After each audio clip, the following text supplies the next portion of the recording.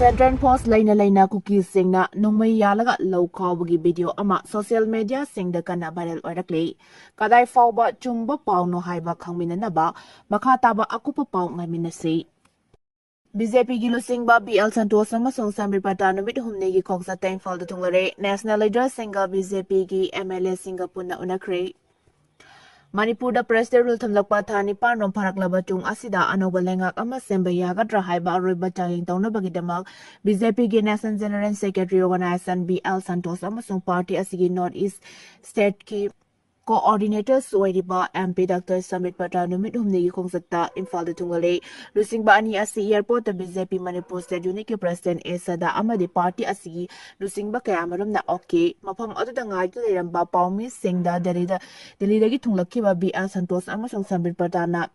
nokpadagi hena karigumba wafam amata phongdoklamba leikide airport dagi thamban sangnai da langlaga mani Patungda mafam aduda BJP gi MLA mayam amasu thunglakhi MLA singi Central Leader Singa PUNNA Conference Hall da pung ama makhai rom warisana badu da Manipur Legislative Assembly gi Speaker TA Setrabata hanagi se Minister Nongthombam Biren amasung party asigi MLA ayamba sarugyakhe adumoina makairawa Assembly constituency gi MLA Lorembam Ramesh Sodi masangam dabana maram oiraga mifam adu yakhide mifam adu loiraba tungda mafam adu da ngaidna leiramba paumi kangbu amada Konthausa Shrambi constituency gi MLA Sapam Ranjan Paumi Singh Hake Party ki Central Leader Singh Lagliba si Party asi Henama Pangan Kankat Hanabani Anobolengak ama Sembara Tragana BJP Legislature Party ki Lusing Bakhanba Lakpanate Adumoina Mak Center na Manipur da Miyamgi Lengak ama Pamba maram na President Rule Makata na sang doctrine agi mamangda anoba ama soidna samna halakani Kanagumba khara na social media da November 15 gi manungda lengak ama semgani haina basu yawi Madudi aran buafam ni kanasu adum na haikiba leite lusingba singna haikibadi November 15 gi matungda lengak semgani haibani MLA sing unaraba loiraba matungda BL Santos na chair loguna BJP Manipur State Unit ki officer warrior singi oiba mifam ama pangthoki mifam aduda district ki lakpa office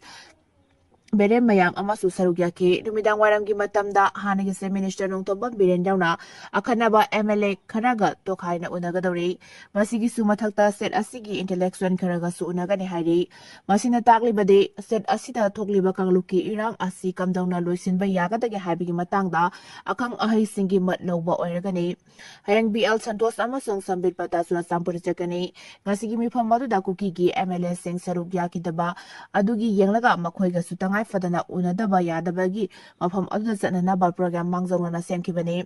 hayeng nungthin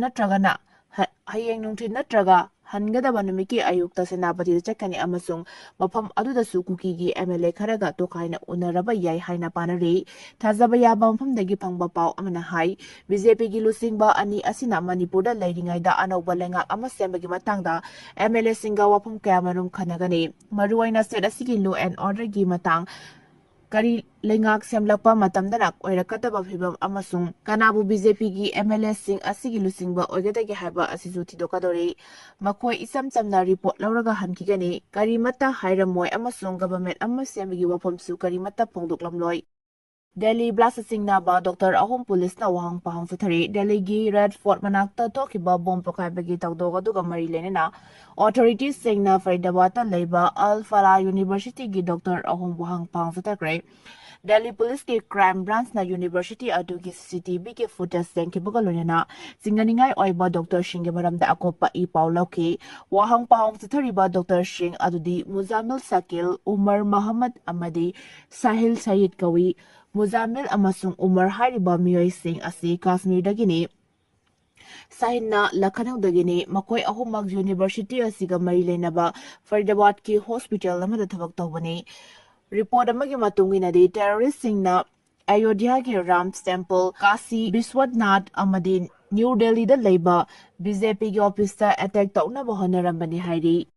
Senkai hunba ngamlaktabadagi school bell service leblaga hayeng protest tawgadori masing yamraba organization mayamgi Senkai hunba ngamlaktabadagi school bell service tawribasing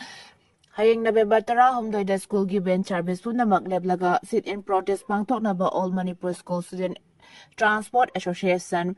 na warep laukre loop asin na toki bachero lamagi matung inna sagon sen numit asida uripok lamboy kunglangkong mela ground lampakta ayuki pung mapandagi na numit yung hawa pakat mipam pangmani mipam asida masagi chen pabum na magleb laga yawra na bakangalakle pau asina high school union singda masing yawla balamdam arshigi organization kaya amagi donation na tragana demand kaya asina maram oiraduna angang tinduna madudagi lemdakpa apikpa senpam khara aduna imung manung puna puba wana ringagi cherak asida aikoibo amuk hana awaba piri basi lepiu haibasi association amagi dimani aikona organization amata singnaba leijade sumna given service tawriba singna thengnariba awaba sitang khangbinaba honazabani hairi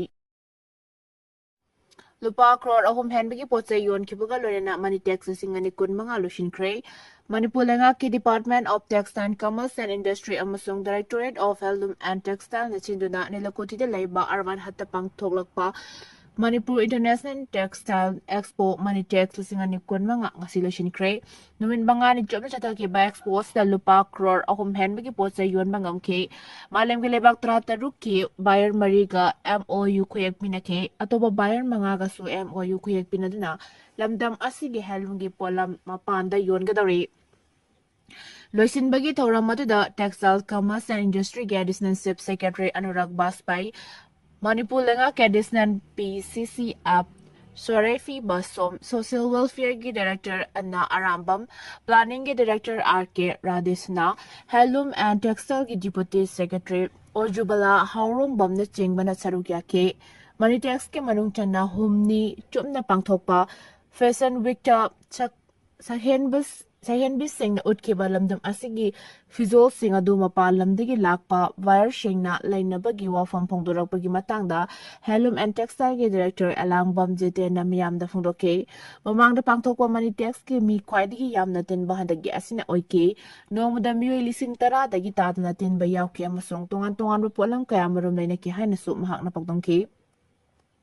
Manipur International Textile Expo asida PUNNA stall sa mahangdoke IDP sing yoina su akhanana stall pituna Handloom and handicraft ke polam sing utke tungan no malem gi lebak trataru ke buyer mari habade ahan bada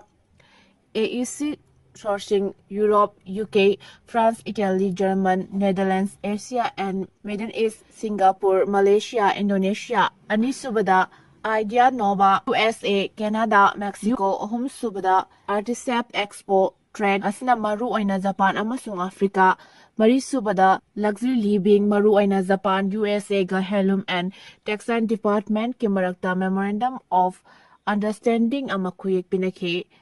Kuyek Pinabatu Lupa, Crore Mangalongi, Port Legani Hairi. Lupa Crore Kun Mangagi Sasinaba Motor Accident, Krem Torokma Denakre.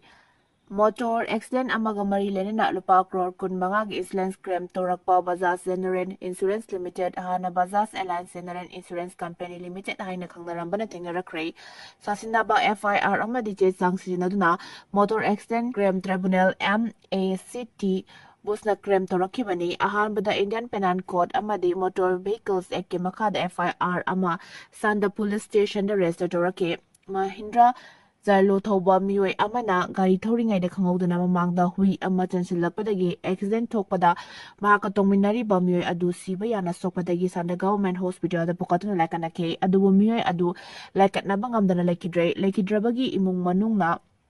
Lipa Crore Kun Manga Compensation Pibina ba claim Torake ADZP Nalusingba SIT amana thegat pada accident thoki haiba adudi achumbani adubu aran buche sang sijinaraga insurance ki claim torakpani haiba khangmangam ki Delhi gi bom pokhai bada laikidraba singda lupa lak tara asokpa singda lupa lak mga bigani Rekha Gupta Delhi gi Red Fort manakta bom pokhai bada laikidraba imung manung amade aso opan nang laba miyay singda compensation piragani haina Delhi gi Chief Minister Rekha Gupta na laktokray mahang na hai Laikidraba imung manunggi miyoy singda lupa lak tara pigani lunena thawdok adu da ka henna sokpaday haksangi fibam miyamga mima na hawdraba miyoy singa lupa lak mga amadi atopa asokpa singa na lupa lak ani pigani masigi matakta hawzik lang sa thoriba asokpa miyoy singbo sarkana apaba makalgi laing piragani haikre ꯑꯃꯔꯣꯝꯗ ꯚꯥꯔꯠꯀꯤ prime minister Narendra ꯃꯣꯗꯤꯅ ꯐꯣꯡꯗꯣꯛꯈꯤꯕꯗ ꯗꯦꯜꯂꯤꯗ ꯊꯣꯛꯈꯤꯕ car bomb ꯄꯣꯈꯥꯏꯈꯤꯕꯒꯤ ꯊꯧꯗꯣꯛ ꯑꯗꯨꯗ ꯆꯦꯟꯅꯕ ꯃꯤꯑꯣꯏꯁꯤꯡ ꯂꯦꯝꯅ ꯈꯛ ꯊꯥꯔꯣꯏ, ꯆꯦꯟꯅꯕ ꯈꯨꯗꯤꯡꯃꯛ ꯊꯤꯡꯒꯠꯇꯨꯅ ꯆꯞ ꯆꯥꯕ ꯆꯩꯔꯥꯛ ꯐꯪꯍꯟꯒꯅꯤ ꯍꯥꯏꯈꯤ꯫ ꯋꯥꯐꯝ ꯑꯁꯤ ꯚꯨꯇꯥꯟꯒꯤ ꯍꯥꯟꯅꯒꯤ ꯅꯤꯡꯊꯧ ꯖꯤꯒꯃꯦ ꯁꯤꯡꯒꯦ ꯋꯥꯡꯁꯨꯞꯀꯤ 70 ꯁꯨꯕ ꯃꯄꯣꯛ ꯀꯨꯝꯑꯣꯟ ꯊꯧꯔꯝꯒ ꯃꯔꯤ ꯂꯩꯅꯅ ꯚꯨꯇꯥꯟꯒꯤ ꯀꯣꯅꯨꯡ ꯊꯤꯝꯐꯨꯗ ꯄꯥꯡꯊꯣꯛꯄ ꯊꯧꯔꯝꯗ ꯄ꯭ꯔꯥꯏꯝ ꯃꯤꯅꯤꯁꯇꯔꯅ ꯐꯣꯡꯗꯣꯛꯈꯤꯕꯅꯤ꯫ PM ꯃꯈꯥ ꯇꯥꯅ ꯐꯣꯡꯗꯣꯛꯈꯤꯕꯗ ꯂꯥꯏꯕꯛ ꯊꯤꯕ ꯗꯦꯜꯂꯤꯒꯤ ꯊꯧꯗꯣꯛ ꯑꯗꯨꯗ ꯃꯤꯑꯣꯏ 9 ꯂꯩꯈꯤꯗ꯭ꯔꯦ, ꯀꯌꯥ ꯑꯃꯅ ꯑꯁꯣꯛ ꯑꯄꯟ ꯅꯪꯍꯟꯈꯤ꯫ ꯑꯋꯥꯕ ꯅꯪꯂꯕ ꯏꯃꯨꯡ ꯃꯅꯨꯡꯒꯤ ꯆꯩꯅꯥ ꯑꯗꯨ ꯃꯍꯥꯛꯁꯨ ꯈꯪꯏ꯫ ꯂꯣꯏꯅꯅ ꯂꯩꯕꯥꯛ ꯑꯁꯤꯅ ꯃꯈꯣꯏꯒꯤꯗꯃꯛꯇ ꯂꯦꯞꯂꯤ꯫ ꯕꯣꯝ ꯄꯣꯈꯥꯏꯈꯤꯕꯒꯤ ꯊꯧꯗꯣꯛ ꯑꯗꯨ ꯊꯤꯖꯤꯟꯅꯅꯕ ꯑꯦꯖꯦꯟꯁꯤꯒ ꯍꯧꯖꯤꯛ ꯀꯟꯅ ꯄꯥꯎ ꯐꯥꯎꯅꯔꯤ ꯍꯥꯏꯕ ꯋꯥꯐꯝꯁꯨ ꯐꯣꯡꯗꯣꯛꯈꯤ꯫ ꯇꯨꯡꯗ ꯚꯨꯇꯥꯟꯒꯤ ꯅꯤꯡꯊꯧ ꯌꯥꯎꯅ ꯄ꯭ꯔꯥꯏꯝ ꯃꯤꯅꯤꯁꯇꯔ ꯅꯔꯦꯟꯗ꯭ꯔ ꯃꯣꯗꯤꯒ ꯚꯨꯇꯥꯟ ꯃꯆꯥ ꯂꯤꯁꯤꯡ ꯀꯌꯥꯒ ꯂꯣꯏꯅꯅ ꯗꯦꯜꯂꯤꯒꯤ ꯊꯧꯗꯣꯛ ꯑꯗꯨꯗ ꯂꯩꯈꯤꯗ꯭ꯔꯕꯁꯤꯡꯒꯤ ꯃꯐꯝꯗ ꯏꯀꯥꯏ ꯈꯨꯝꯅꯕ ꯎꯠꯈꯤ꯫ PMꯅ ꯃꯈꯥ ꯇꯥꯅ ꯐꯣꯡꯗꯣꯛꯈꯤꯕꯗ ꯆꯍꯤ ꯀꯌꯥꯗꯒꯤ ꯚꯨꯇꯥꯟ ꯑꯃꯗꯤ ꯚꯥꯔꯠ ꯂꯩꯕꯥꯛ ꯑꯅꯤ ꯂꯩꯅꯔꯛꯄ ꯃꯔꯤ ꯑꯁꯤ ꯌꯥꯝꯅ ꯐꯕ ꯑꯆꯦꯠꯄ ꯃꯔꯤ ꯑꯃꯗꯤ ꯀꯜꯆꯔꯒꯤ ꯑꯣꯏꯕ ꯃꯔꯤ ꯊꯝꯗꯨꯅ ꯂꯥꯛꯂꯤ꯫ ꯚꯥꯔꯠ ꯑꯃꯁꯨꯡ ꯚꯨꯇꯥꯟꯒ ꯂꯣꯟꯅꯕ ꯚꯨꯇꯥꯟꯒꯤ ꯉꯝꯈꯩꯗ ꯂꯩꯕ ꯗꯦꯂꯦꯐꯨꯗ ꯏꯟꯇꯤꯒ꯭ꯔꯦꯇꯦꯗ ꯏꯃꯤꯒ꯭ꯔꯦꯁꯟ ꯆꯦꯛ ꯄꯣꯁꯠ ꯑꯃꯁꯨ ꯍꯥꯡꯗꯣꯛꯂꯒꯅꯤ꯫ ꯃꯁꯤꯅ ꯂꯩꯕꯥꯛ ꯑꯅꯤꯒꯤ ꯃꯤꯑꯣꯏꯁꯤꯡ ꯆꯠꯊꯣꯛ ꯆꯠꯁꯤꯟ ꯇꯧꯕꯗ ꯍꯦꯟꯅ ꯈꯨꯗꯣꯡꯆꯥꯕ ꯐꯪꯍꯜꯂꯒꯅꯤ ꯍꯥꯏꯅꯁꯨ ꯐꯣꯡꯗꯣꯛꯈꯤ꯫